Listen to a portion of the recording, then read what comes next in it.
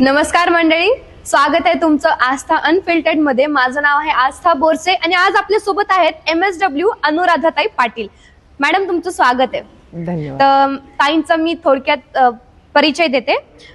Madam एकदम साध्या कुटुंबातून येतात आणि आपलं त्यांनी प्राथमिक शिक्षण हे जिल्हा परिषद शाळेतून केलं आणि शहरात उच्च शिक्षण घेतल्यानंतरही शहरातली नोकरीची संधी सोडून मॅडमनी ग्रामीण भागात येऊन सातत्याने मुलींच्या शिक्षणासाठी हे काम करत आहेत, सामाजिक कार्य करत आहेत आणि एवढंच नाही तर महिलांच्या सक्षमीकरणासाठी त्या सातत्याने प्रयत्न करत आहेत।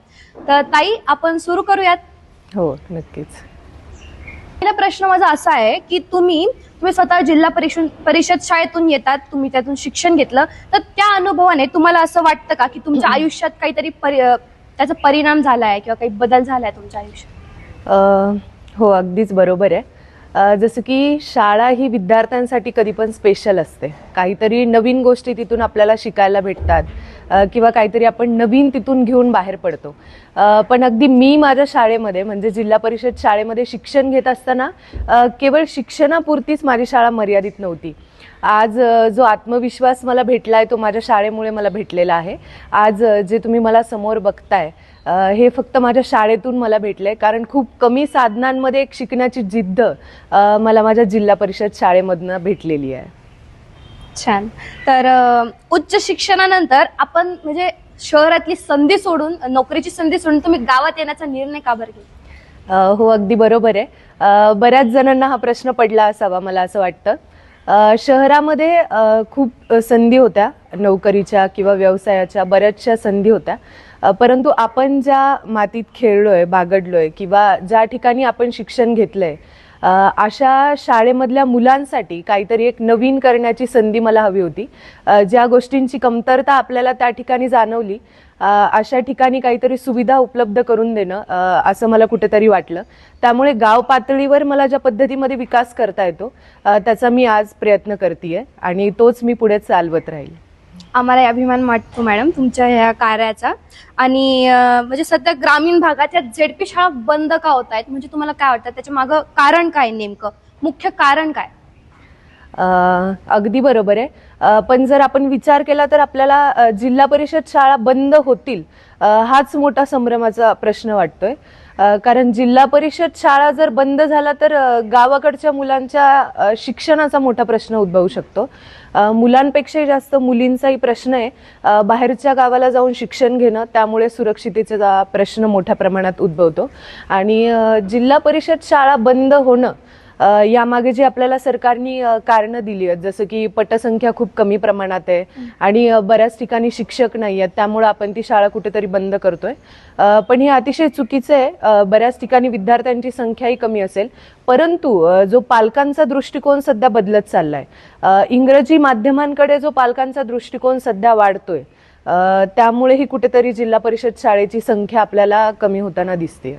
पण तुम्हाला असं वाटत नाही का, पालक जर म्हणजे झेडपी शाळेत पाठवण्याऐवजी मुलांना कॉन्व्हेंट शाळेत पाठवण्याचा निर्णय घेत आहे, तर यामागे कुठेतरी सरकारी जबाबदारी आहे? कारण आपण भरपूर न्यूज मध्ये पाहिलं की झेडपी शाळेत जेव्हा जातात अधिकारी लोक, त्या शिक्षकांना साधा अल्फाबेट येत नाही, म्हणता येत नाही, काही स्पेलिंग त्यांना प्रोनाऊन्स करता येत नाही। म्हणजे जर सरकार तिथे शिक्षकांना पाठवतीये तर ते मुलांचं आयुष्य धोक्यात नाही घालू शकत ना। ते जर शिक्षक पाठवताय तर ते पण वेल एज्युकेटेड तिथे असायला हवे, असं तुम्हाला वाटत नाही का?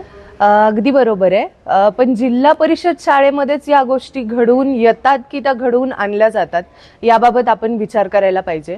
आणि सगळ्यात पहिल्यांदा की पालकांच्या मनात हा विचार येतो की आपला मुलगा इंग्रजी माध्यमामध्ये शिकला पाहिजे, या अगोदर पालकांना कुठेतरी स्थलांतर करायचं असतं स्वतःच्या नोकरीसाठी, स्वतःच्या व्यवसायासाठी, आणि आपल्या सोयीनुसार मुलांना कुठे टाकायचं तर मग इंग्रजी माध्यमांमध्ये टाकायचं। परंतु इंग्रजी माध्यमामध्येच का, हाच एक जाणून बुजून आपण म्हणू शकतो की का हा प्रयत्न केला जातो। बरेच कुटुंब आपण बघितले तर कर्ज काढून देखील आपल्या मुलांना इंग्लिश स्कूलमध्ये टाकतात।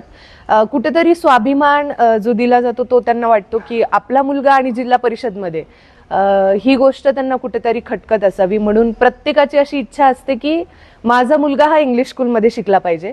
परंतु जिल्हा परिषद शाळेमध्ये ज्या गोष्टी प्रचंड प्रमाणात म्हणजे कुतूहल असतं प्रत्येकाला, प्रत्येक शिक्षकाला किंवा त्या मुलांना त्या शिक्षकांबद्दल, हे कुठेतरी कॉन्व्हेंटमध्ये कमी प्रमाणात असावं। म्हणजे तुम्हाला असं वाटतं का की म्हणजे कमी विद्यार्थी संख्या हेच मुख्य कारण आहे की पालकांचा इंग्रजी शाळांकडे वाढता कल हे मुख्य कारण आहे आज जी झेडपी शाळांवर जी अवस्था झाली शाळेची? विशेषतः तर कमी विद्यार्थी संख्या आपल्याला असं घोषित करता येणार नाही. बऱ्याच गावांमध्ये किंवा आपण खूप खोलात जाऊन जर विचार केला तर कमी विद्यार्थी संख्या असेल देखील, नाही असं नाहीये.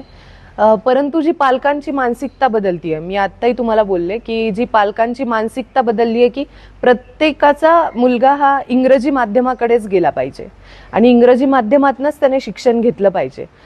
जिल्हा परिषद शाळांना आपल्याला कशा पद्धतीमध्ये डिजिटल करता येईल किंवा जिल्हा परिषद शाळांमध्ये आपल्याला कुठली उपकरणं त्या विद्यार्थ्यांसाठी आणखी देता येतील याचा जर का आपण विचार केला तर आणि पालकांना त्याची जनजागृती करून दिली तर आधीच सोयीस्कर होईल. तुमच्या याच उत्तराला लागून एक अजून प्रश्न आहे माझ्याकडे की शिक्षकांची कमतरता आणि पायाभूत सुविधांचा अभाव हे कितपत खरं आहे? विचार केला आपण तर बऱ्याच गावांमध्ये शिक्षकांची जी तुम्ही म्हणलात कमतरता, बऱ्याच ठिकाणी एक 7-8 वर्गांना फक्त 1 किंवा 2 शिक्षक आपल्याला हाताळताना दिसतात. याचं कारण म्हणजे जसं मी बोलले की नोकरीसाठी बरीच गावं आता खाली केली जात आहेत, बऱ्याच पालकांचं स्थलांतर होत आहे, शहराकडे प्रत्येकाची पावलं जात आहेत. परंतु गावाकडचं ग्रामीण जीवन आणि ग्रामीण संस्कृती याची जाणीव कधी होईल जेव्हा आपण लोकांपर्यंत पोहोचून त्याची जाणीव करून देऊ किंवा त्या ठिकाणी जाऊन त्या वातावरणामध्ये राहून आपण समजून घेऊ की काय असते जिल्हा परिषद शाळा आणि काय असतं तिथलं आनंदी वातावरण.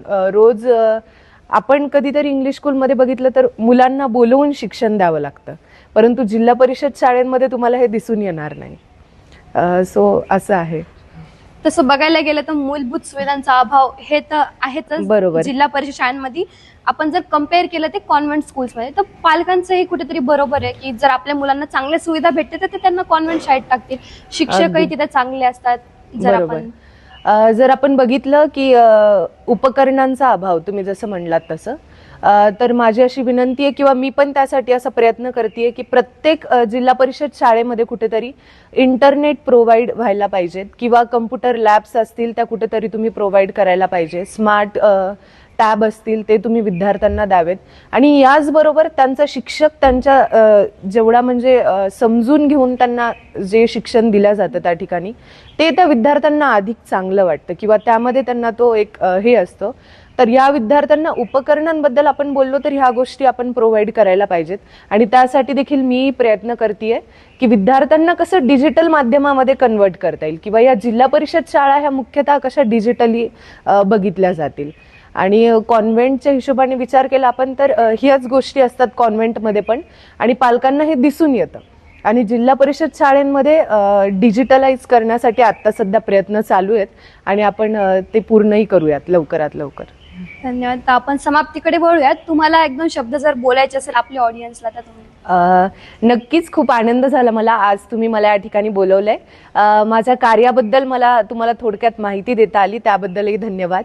आणि नक्कीच आपण आपल्या गाव पातळीवर जिल्हा परिषद शाळांचा कशा स्वरूपामध्ये विकास करता येईल यावर खूप जास्त प्रमाणात विचार करतोय आणि नक्कीच आपण जिल्हा परिषद शाळा ही डिजिटल माध्यमाकडे वळवूयात. धन्यवाद. तर जसं तुम्ही ऐकलात म्हणजे पूर्णतः फक्त विद्यार्थ्यांची संख्या कमी होणं किंवा पालकांचा वाढता कल इंग्रजी शाळांकडे हेच फक्त कारणीभूत नाहीये जिल्हा परिषद